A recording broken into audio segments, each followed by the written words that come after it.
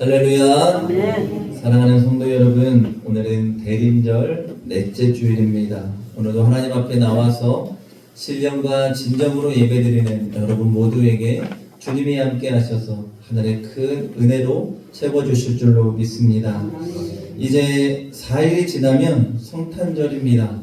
나를 위해 이 땅에 오시는 주님을 기대하고 소망하는 삶이 되기를 원합니다. 연약한 자를 강하게 하시고 소망이 없는 자를 소망을 품게 하시는 그 예수 그리스도를 기대하며 먼저 주님 오심을 믿음으로 준비할 수 있는 저와 여러분의 삶이 되기를 간절히 소망합니다. 오늘은 구원하심을 보라 라는 제목의 말씀으로 우리가 함께 은혜를 나누기 원합니다. 오늘 우리가 함께 읽은 본문의 말씀의 배경을 먼저 살펴봅니다. 이사야 선지자가 활동하던 시기 남유다는 끊임없이 강대국 아수르의 침향을 받던 시기입니다. 히스기야 왕 시대 아수르 사네립이 유다를 침공하여 예루살렘을 제외한 모든 성읍이 점령당하고 파괴되었습니다. 전쟁으로 인해서 비옥했던 땅은 불타고 광야처럼 변했습니다. 백성들은 포로로 잡혀가기도 하고 기근과 공포에 시달리는 시기였습니다. 외세의 침략뿐만 아니라 하나님 대신에 애굽이나 또 우상을 의지하던 유다 백성들의 영적인 상태 또한 메마른 광야와도 같았습니다. 그런데 하나님은 이런 상태에 있는 남유다 백성들에게 오늘 이사야 선지자를 통하여서 회복의 은혜의 말씀을 선포하게 하십니다. 저는 오늘 본문의 말씀을 통하여서 세 가지의 주제로 함께 은혜를 나누기 원합니다. 한번 여러분 따라했으면 좋겠습니다. 메마른 광야에 꽃을 피우는 하나님. 첫 번째로 우리가 볼 것은 메마른 광야에 꽃을 피우는 하나님의 은혜를 우리는 말씀을 통해 발견해야 합니다. 여러분 상황은 절망입니다. 강대국 아수르로 인해서 나라는 황폐하고 당장 오늘 하루 먹을 것을 걱정하고 살 길을 걱정해야 하는 상황입니다. 그런데 하나님은 오늘 1절 말씀에 광야와 메마른 땅이 기뻐하며 사막이 백합화와 같이 피어 즐거워한다고 말씀합니다. 여러분 이것은 하나님의 임재로 인한 필요세계의 회복의 역사를 의미합니다. 광야를 메마른 땅을 에덴과 같이 풍요로운 곳으로 하나님께서 회복시켜 주시겠다는 약속입니다. 여러분 2절에 보면 레바논 갈멜, 샤론과 같은 아름답고 풍요로운 지명들이 언급되며 이스라엘이 지금 잃어버린 영광을 되찾게 될 것이라고 이사야는 선포하고 있습니다. 사랑하는 여러분, 무에서 유를 창조할 수 있는 능력, 사람의 힘으로는 도저히 불가능할 것을 가능케 하는 것이 바로 우리가 믿는 하나님의 능력인 줄로 믿습니다. 도저히 일어날 힘도 나아갈 길도 찾지 못하는 그 백성에게 하나님은 내가 너희가 서 있는 그 메마른 광야와 같은 곳, 그 땅 가운데에 내가 함께해서 사막과 같은 그 땅에 백합화가 피어나가게 하겠다고 약속해 주십니다. 회복의 약속, 치유의 약속입니다. 너희가 생각할 때 안 된다고 생각하는 그것을 내가 되게 하겠다는 것입니다. 절망에 빠진 너희를 다시 희망과 소망을 품는 자로 세워주겠다는 약속입니다. 사랑하는 여러분, 대림절 먼저 우리는 알아야 합니다. 우리의 구원은 안 되는 것이었습니다. 사람의 힘으로는 불가능한 것입니다. 하나님께서 인간의 힘으로 될 수 없음을 판단할 때 직접 인간의 몸을 입고 이 땅에 오셔서 우리를 회복하고 건지고 살리는 그리스도가 되어주신 줄로 믿습니다. 여러분 메마른 광야에 꽃을 피우게 하시는 하나님의 은혜가 오늘 이 대림절에 우리에게 오시는 예수 그리스도이심을 발견해야 합니다.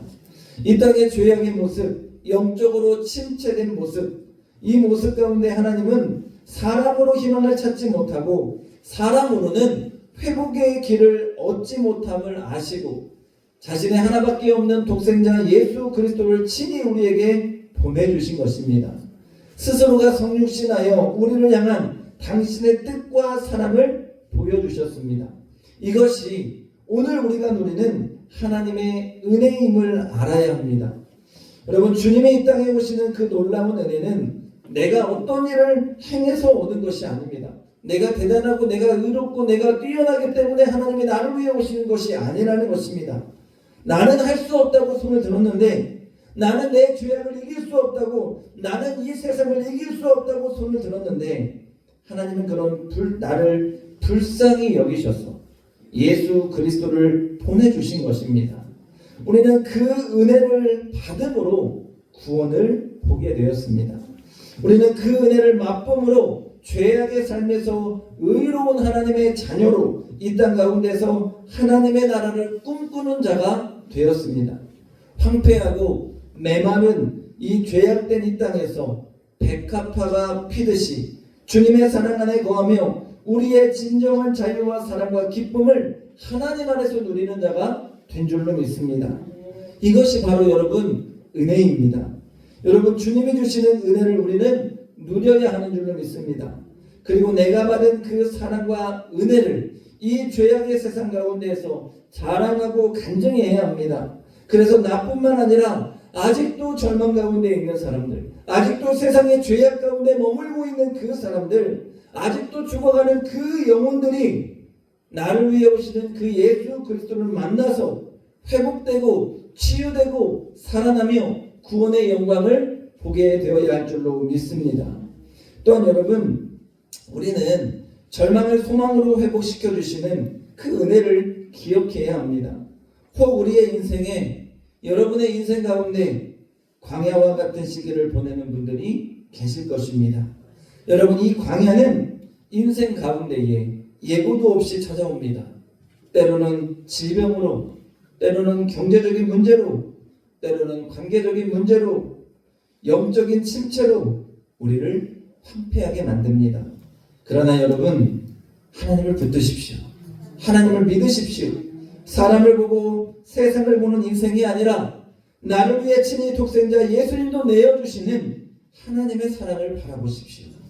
하나님이 임재하시고 개입하셔서 여러분의 메마른 삶에도 백합화가 피고 여러분의 메마른 인생 가운데서도 기뻐할 수 있는 회복의 은혜를 부어주실 것입니다. 여러분, 오늘 나의 힘으로 세상을, 인생을 바꾸려 해결해 보려 하는 어리석음을 버려야 합니다. 그분의 은혜, 그분의 임재를 구해야 합니다. 하나님, 절망 가운데 신음하는 나와 함께하여 주옵소서. 하나님, 세상 가운데 소망을 보지 못하는 내 인생 가운데에 빛으로 찾아와 주옵소서. 오늘 우리는 먼저 나를 만나달라고, 내 안에 찾아와 달라고 하나님의 임재를, 도우심을 구해야 합니다. 여러분, 오늘 말씀처럼 하나님이 행하시면 사막에서도 물이 터집니다. 하나님이 행하시면 메마른 땅에 백합화가 피어남을 우리는 믿어야 합니다. 오늘 우리 모두가 그렇게 나를 향해 개입하고 함께해 주실 주님을 기대하고 소망하며 주의 영광을 바라볼 수 있는 이사야 선지자와 같이 믿음의 눈이 열려서 주님을 바라볼 수 있는 그 은혜가 있기를 주의 이름으로 간절히 축원합니다. 둘째로 여러분, 약한 손을 강하게 하시며 전인격적으로 치유하는 주님을 기대해야 합니다. 오늘 여러분 3절과 4절을 봅니다. 너희 약한 손을 강하게 하며 떨리는 무릎을 굳게 하며 겁내는 자들에게 굳세어라. 두려워하지 말라. 보라, 너희 하나님이 오사 보복하시며 갚아주실 것이라. 하나님이 오사 너희를 구하시리라 하라. 여러분, 당시 남유다 백성들의 삶의 모습을, 영적인 상태를 잘 보여줍니다. 겁내고 두려워하고 있는 모습입니다. 그런데 하나님은 이사야 선지자를 통해 명령하십니다. 하나님이 오신다는 것입니다. 하나님이 오셔서 보복하고 갚아주신다는 것입니다. 하나님이 개입해 주시고 해결해 주시고 원수를 갚아주시며 나의 백성을 고통 가운데서 건져내실 것을 약속해 주십니다. 그러니 너희는 포기하지 말고 서로 손을 맞잡고 하나님이 오셔서 구원하실 것을 영적인 눈을 뜨고 보라는 것입니다. 여러분, 오늘 이것이 믿음으로 살아갈 우리의 자세입니다. 우리는 연약합니다. 저도 연약하고 여러분도 연약한 존재입니다. 그런데 하나님이 우리를 위해 오셔서 우리를 구하겠다고 약속해 주십니다. 여러분, 오늘 하나님의 도우심은 단순히 문제 해결이 아닌 전인적인 치유에 대해서 이사야 선지자를 통해 말씀합니다. 맹인이 눈을 뜨고 못 듣는 자의 귀가 열리고 저는 자의 다리가 걷게 되고 벙어리의 혀가 고침을 받는다는 것입니다. 여러분, 이 말씀은 우리가 잘 아는 마태복음 11장 5절의 말씀과 같습니다. 예수님께 세례 요한의 제자들이 와서 당신이 오실 메시아가 맞는지를 물었습니다. 우리가 메시아를 기다리고 있었는데 당신이 우리가 기다리고 있는 메시아가 맞습니까? 라고 물었어요. 그때 주님은 너희가 본 바를 너희 스승인 세례 요한에게 가서 전하라고 하면서 이렇게 말씀합니다. 맹인이 보며 못 걷는 사람이 걸으며 나병 환자가 깨끗함을 받으며 못 듣는 자가 들으며 죽은 자가 살아나며 가난한 자에게 복음이 전파된다 하라. 사랑하는 여러분, 하나님은 오늘 당신이 개입할 때에, 하나님이 친히 오실 때에 얼마나 놀라운 일이 일어나는지를 이사야 선지자를 통해 남유다 이스라엘 백성들에게 알게 하십니다. 여러분, 하나님은 이 세상을 만드시고 우리를 만드신 창조의 하나님이십니다. 오늘 그런 우리에게 내게 구원을 보게 할 터이니 내가 너희를 회복시킬 것이니 지금의 상황과 형편을 보면서 두려워하지 말라고 하십니다. 오늘 우리는 먼저 깨달아야 합니다. 내가 그 하나님을 만나서 내 주인이신 그 하나님을 만나서 내 전 인격이 치유되어야 합니다. 하나님, 상황만 바꾸세요. 환경 좀 바꿔주세요. 물질을 주세요. 건강을 회복시켜주세요. 여러분, 이런 단순한 기도는 너무도 어리석은 기도입니다.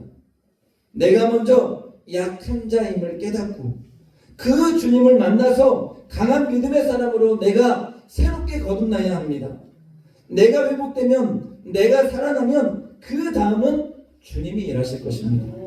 그런데 내가 살아나지 않으면 또다시 환경은 제자리가 될 수 있습니다. 내가 영적으로 깨어나지 않으면 또 다른 삶의 문제에 내가 묻힐 수 있습니다. 믿음으로 내가 영적인 눈이 떠지고 영적인 귀가 열리고 때로는 안진뱅이와 같은 제자리 걸음만 하는 나의 믿음이 하나님 만나서 주님이 내게 임재하셔서 살아나고 걷고 뛰고 나아갈 수 있는 믿음으로 성장해야 합니다. 믿음으로 인해서 나의 입이 열리고 기도의 문이 열리고 그래서 하나님을 만나고 영적인 입술 가운데 주님과 늘 교제하면서 내가 하나님의 자녀라는 것을 다시 깨닫고 회복되어야 합니다. 약한 내가, 약했던 내가 하나님 붙들고 살아나고 회복되고 그 주님의 손을 붙듦으로 인해서 나를 강하게 하시는 주님, 나의 모든 형편과 상황을 아시는 주님, 더 크게 일하실 주님을 기대하고 소망하며 주님 붙드는 하나님의 사람이 되어야 할 줄로 믿습니다. 대림절 여러분, 주님은 우리를 위해 오십니다. 이 죄악의 세상에 한 줄기 빛으로 오시는 그 주님을 만나야 합니다.